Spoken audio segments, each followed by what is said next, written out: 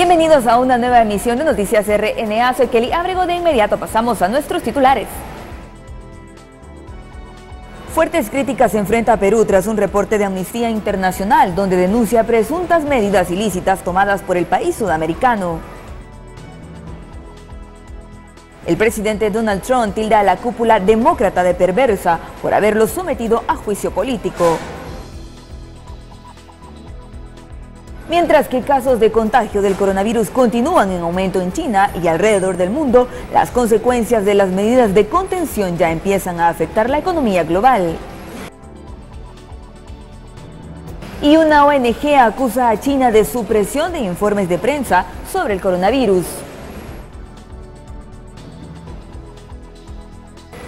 Iniciamos con la información. Una ONG acusa a China de supresión de informes de prensa sobre el coronavirus y también en la forma en que fueron puestas en cuarentena las personas infectadas en varias ciudades. La ONG Human Rights Watch acusó el jueves a China de censurar las críticas a su respuesta ante el nuevo coronavirus, cuyo origen fue en la provincia de Wuhan. Ha habido grandes problemas en la respuesta de China al coronavirus que han empeorado el brote. Lo más importante fue la supresión de las noticias sobre el virus en los primeros días, cuando podría haber sido contenido. Además, Roth criticó el aislamiento de más de 60 millones de personas en la provincia de Hubei, en China continental. Las cuarentenas de este tipo generalmente no funcionan. Las cuarentenas del tipo que recomiendan los funcionarios de salud pública son mucho más selectivas. Están dirigidas a personas que han sido identificadas como portadores del virus y se colocan en un lugar donde pueden recibir tratamiento, así como alimentos y bebida. Es una forma de evitar que infecten a otros. Pero la idea de poner en cuarentena a toda la provincia de Hubei, 60 millones de personas, nunca ha sucedido y no está del todo claro que vaya a ser efectivo. Hay más de medio millar de personas fallecidas a causa del nuevo coronavirus en China y casi 30.000 personas contagiadas. Una veintena de países tienen casos confirmados. En Hong Kong, los residentes están preocupados por el aumento de casos de coronavirus. Ante esta situación, hacen largas filas para comprar máscaras faciales y protegerse contra el mortal virus. Los residentes preocupados en Hong Kong hacen fila para comprar máscaras faciales para protegerse contra el mortal coronavirus. Las imágenes de varias calles y centros comerciales en el país muestran a cientos de lugareños formando largas filas frente a farmacias y supermercados en busca de mascarillas quirúrgicas. Los dispositivos proporcionan una pequeña barrera física contra las gotas de agua en el aire que transportan la nueva infección por coronavirus, que se originó en Wuhan, China, en diciembre pasado.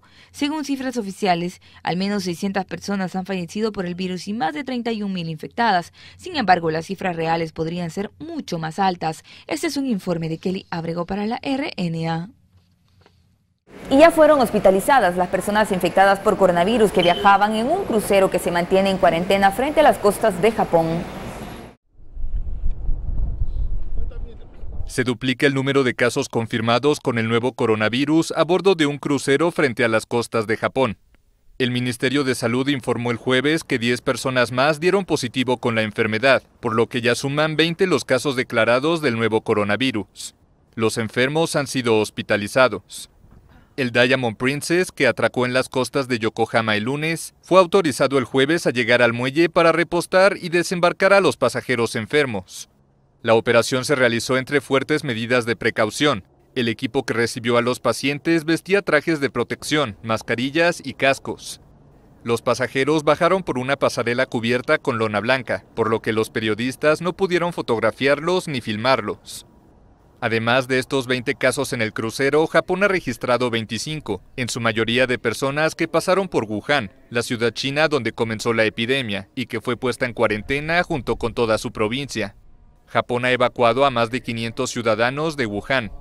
El número de muertos en China continental por el nuevo coronavirus ya supera el medio millar de personas. Mientras que casos de contagio de coronavirus continúan en aumento en China y alrededor del mundo, las consecuencias de las medidas de contención ya empiezan a afectar la economía global. Estados Unidos impuso restricciones de viaje negando el ingreso a ciudadanos chinos para intentar prevenir la propagación del coronavirus en el país, pero la medida ha tenido consecuencias económicas. Según la Asociación de Viajes de Estados Unidos, más de 3 millones de visitantes chinos llegan al país cada año. China es la tercer mayor fuente de turistas extranjeros a Estados Unidos, después de Canadá y México, pero los chinos son los que gastan más, dicen expertos. En términos de valor, son los turistas más valiosos. Contribuyeron en 2018 $35,000 millones a la economía estadounidense. Según Clayton Duby, director del Instituto Estados Unidos-China, la contribución económica de turistas chinos es particularmente importante en California por ser Los Ángeles su destino número 1. Antes de las restricciones, llegaban 149 vuelos sin escala al estado. Estimados preliminares del 2019 de la organización no lucrativa Visit California indican que turistas chinos gastaron más de $4,000 millones. Pero no se trata solo de turismo. Las medidas tomadas para contener el coronavirus ya están causando una reacción en cadena al suministro global de negocios. Apple, una compañía de California, tuvo que cerrar algunas instalaciones de producción en el área del brote y cerraron todas sus tiendas en China. Eso tendrá un impacto en sus ingresos. Grandes empresas de todo tipo están siendo afectadas. Verónica Villafañe, Voz de América, Los Ángeles. Momento de hacer nuestra primera pausa. Regresamos en breve con más de Noticias RNA.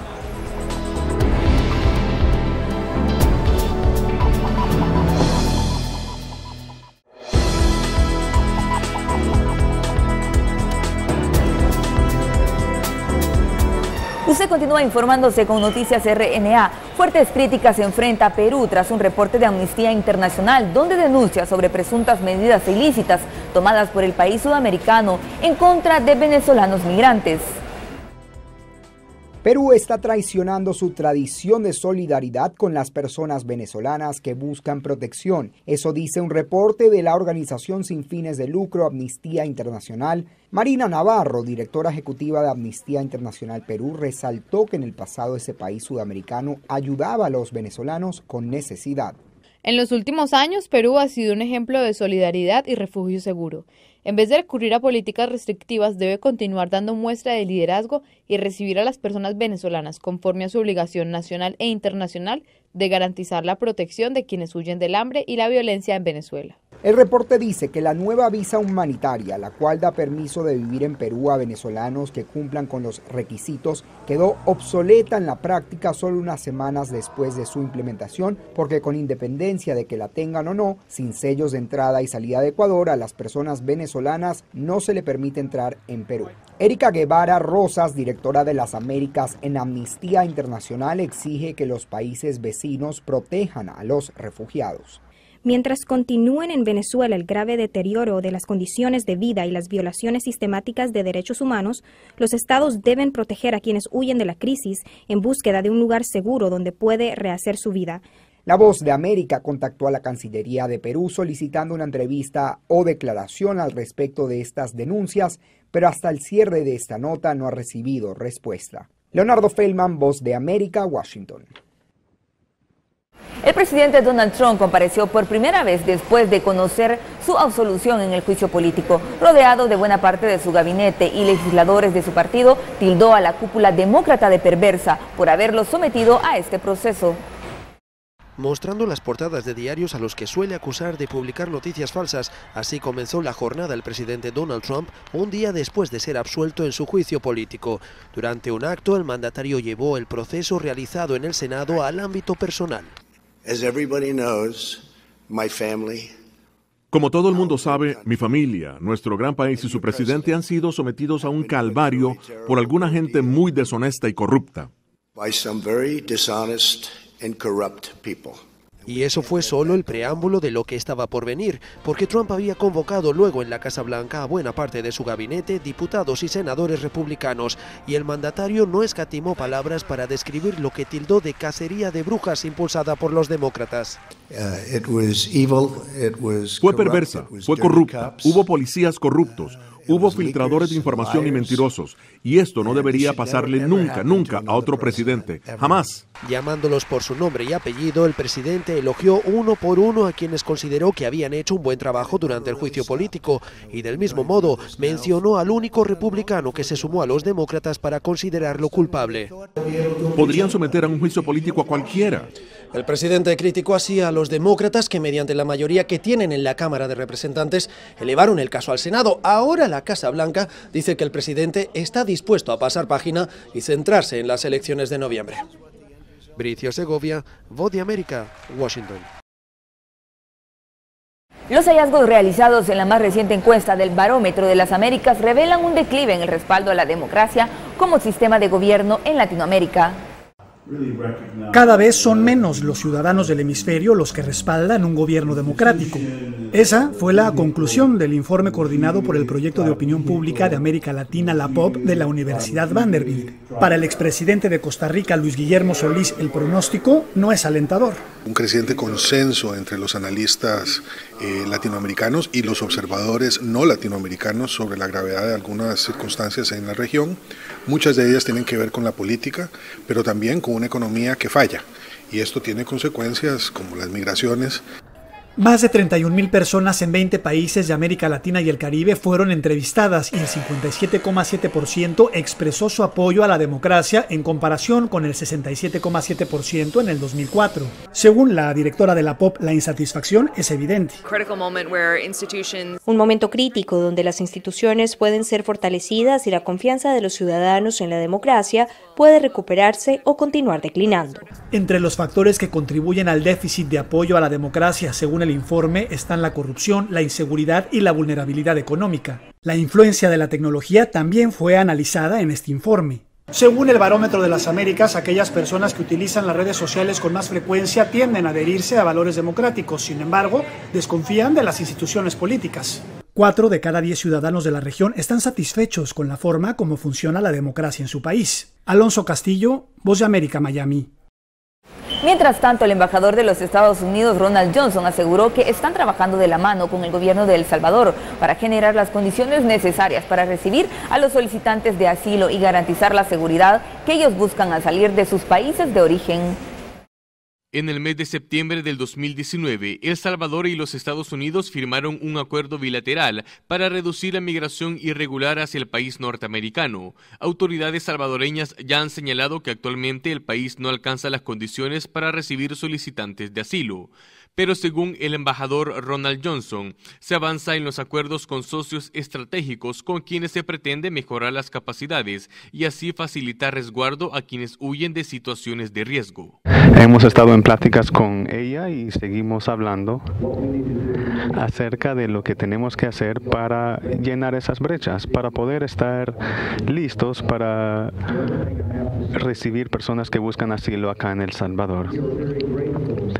También debo decir que estamos muy agradecidos con El Salvador por tener la voluntad de ayudar con este problema de asilo. También agradecemos a Honduras y a Guatemala quienes firmaron acuerdos, pero debo decir que acá tenemos la ventaja de poder aprender de sus errores.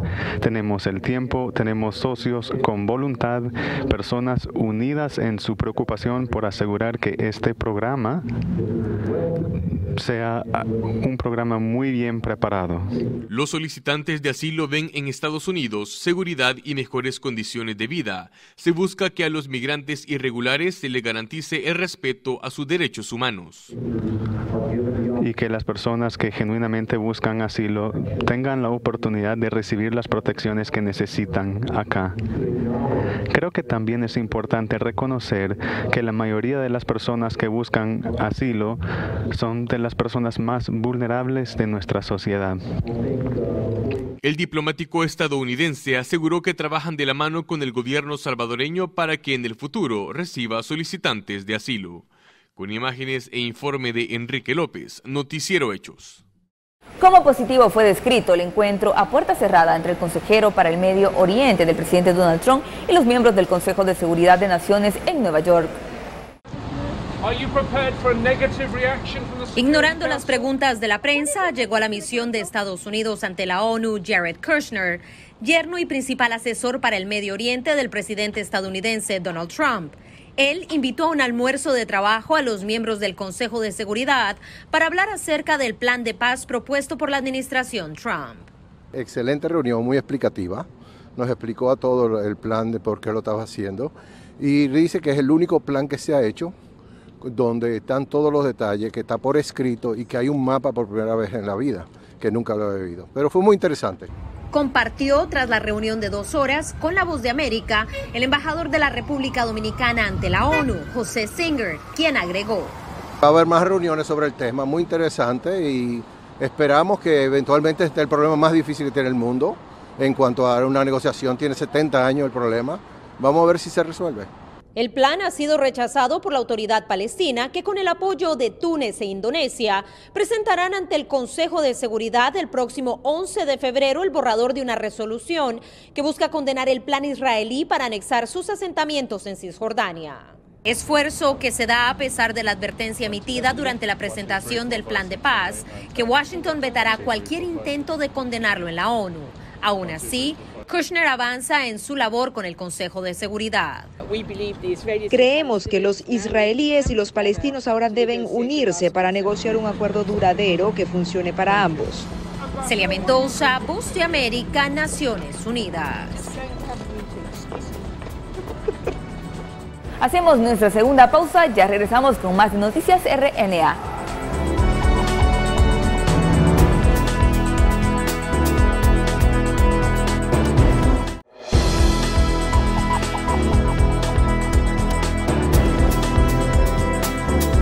Gracias por continuar informándose con nosotros. El presidente francés Emmanuel Macron abogó el viernes por una estrategia de defensa de la Unión Europea más coordinada, en la que Francia, la única potencia nuclear posterior al Brexit del bloque, y su arsenal desempeñarían un papel central. El presidente francés Emmanuel Macron abogó el viernes por una estrategia de defensa de la Unión Europea más coordinada, en la que Francia, la única potencia nuclear posterior al Brexit del bloque, y su arsenal desempeñarían un papel central. Al dirigirse a los oficiales militares que se gradúan en París, Macron expuso la estrategia nuclear de su país en un intento por mostrar liderazgo una semana después de que Gran Bretaña, con armas nucleares, saliera oficialmente de la UE. Macron destacó cómo Francia ve sus armas nucleares como un elemento disuasorio contra los ataques de enemigos beligerantes, aunque reconoció que el poder nuclear de Francia se ve disminuido después de que su ejército redujo su arsenal a menos de 300 armas nucleares. Pero el discurso pretendía proyectar fuerza, ya que Macron se negó a firmar cualquier tratado en esta etapa para reducir aún más el arsenal francés. Anunció un aumento en el gasto militar y se posicionó como la fuerza impulsora de una Unión Europea unida, utilizando el poder militar de Francia para hacer su punto. Este es un informe de Kelly Ábrego para la RNA. El lavado de dinero es un crimen que se renueva constantemente. Un trabajo interno y entre países es necesario para poder atacarlo. Eso es lo que concluyen expertos. Cifras oscuras, ganancias no declaradas, dineros ilícitos son un desfalco de las economías del mundo afectadas por el lavado de dinero. Si las jurisdicciones de los estados no quieren tener en sus fronteras dinero producto de la corrupción, debemos cooperar, entregar la información. Según señala la fiscal general de Ecuador, una de las formas más efectivas de atacar este hecho de corrupción es visibilizándolo, pese a que señala el subjefe de la unidad de lavado de activos del Departamento de Justicia estadounidense, es un delito que se modifica y pone a Venezuela como ejemplo. El desafío para la aplicación de la ley es tratar de descubrir, ¿es dinero sucio o no? Y Venezuela lo hace aún más difícil porque cualquier persona de negocios, sobre todo de lavado de dinero, está buscando un lugar estable para poner su dinero, un banco estable, una moneda estable, todo eso, y Venezuela tiene eso en esteroides. Pese a que la cooperación ha sido establecida para atacar el flagelo, dice Roberto Simón de Council of the Americas, hay retos aún grandes en la región. Países como Brasil o México, una discusión grande sobre la politización de las agencias, que tiene como objetivo luchar contra el lavado de dinero, que están cada vez más parte del debate político. Eso es un gran desafío de mantenerlas eminentemente técnicas. Asimismo, el abogado Mark Califano se refirió a las criptomonedas como un ingrediente presente en la economía. Cuanto más regulado sea, más lo usará la industria financiera. Cuanto más se use, más dinero ingresará, más rastreable sería para las personas que intentan lavar dinero. Pese a la dificultad que existe para detectar este crimen atado a la corrupción, los pronósticos son positivos, pues el tema se ha hecho más y más visible. Laura Sepúlveda, Voz de América, Nueva York. El presidente bielorruso Alexander Lukashenko llegó a Sochi para otra ronda de conversaciones con el presidente ruso Vladimir Putin sobre los lazos económicos entre los dos países. El presidente bielorruso Alexander Lukashenko llegó a Sochi el viernes para otra ronda de conversaciones con el presidente ruso Vladimir Putin sobre los lazos económicos más estrechos entre los dos países. Lukashenko acusó al Kremlin de no cumplir con sus obligaciones de suministro de petróleo desde que dijo que solo el 25% de petróleo que Rusia prometió fue suministrado al país el mes pasado.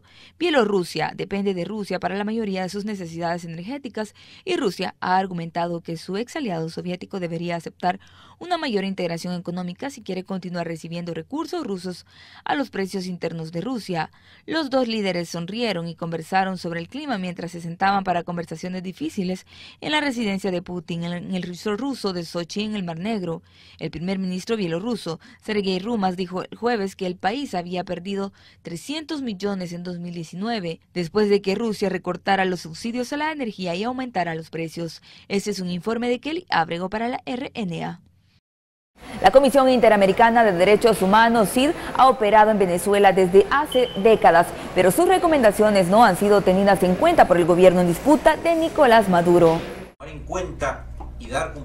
La Comisión Interamericana de Derechos Humanos ha operado en Venezuela desde hace décadas, pero ¿cuál ha sido su trabajo en este país en los últimos años? En 2002, tras una visita a Venezuela, la entidad empieza a establecer un seguimiento cercano. 3 años más tarde, la CIDH incluye a Venezuela entre los países con una situación de derechos humanos más preocupantes de la región. Ya en 2016 se intensifican las labores de monitoreo y el año pasado se crea el MESEVE, un mecanismo especial de seguimiento para Venezuela. Tiene una perspectiva muy integral de respuesta oportuna a la grave situación que vive el país, donde estamos moviendo casos, también identificando situaciones críticas de personas que están bajo riesgo a sus vidas o su integridad física.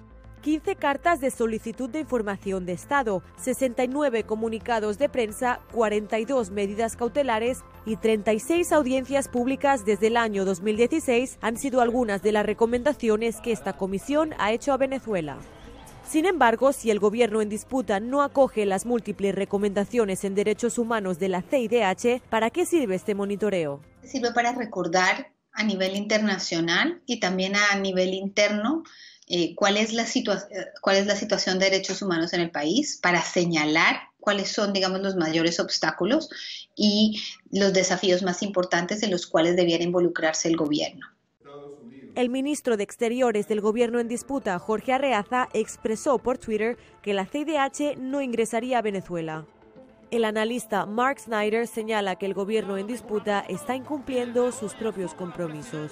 De negar la visita es otra indicación de la falta de respeto a derechos humanos y a sus obligaciones en relación al sistema interamericano de derechos humanos. Según OLEA, podría haber futuras consecuencias para el gobierno en disputa al no acatar las recomendaciones. Esto puede tener consecuencias de otro nivel en términos de, digamos, su credibilidad en espacios internacionales, el liderazgo que Venezuela puede tener, puede eventualmente tener implicaciones para otro tipo de medidas económicas a los cuales Venezuela eventualmente tenga acceso. Snyder señala la necesidad de tomar más medidas a nivel diplomático. Uno espera de que el gobierno responda. Hasta el momento no lo ha hecho. Entonces, en este caso, acciones de presión diplomática sí sería necesario. Es importante destacar que si el gobierno en disputa no toma en cuenta la CIDH, el organismo asegura que seguirá exigiendo una mejora en la situación de derechos humanos en Venezuela. Julia Riera, Venezuela 360, Washington. Tenemos más información que compartir con ustedes en el siguiente resumen.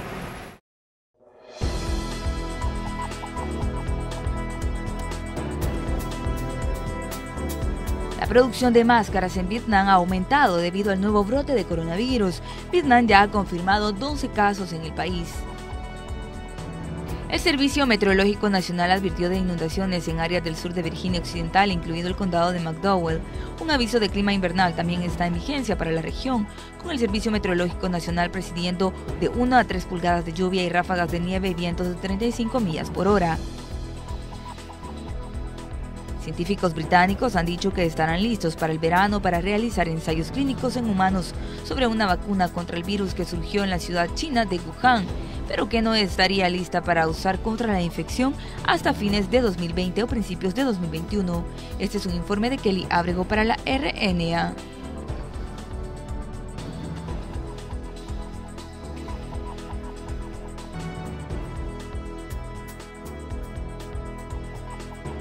Hasta aquí llegamos con la información. Gracias por habernos acompañado en esta emisión de Noticias RNA. Que tenga buen día.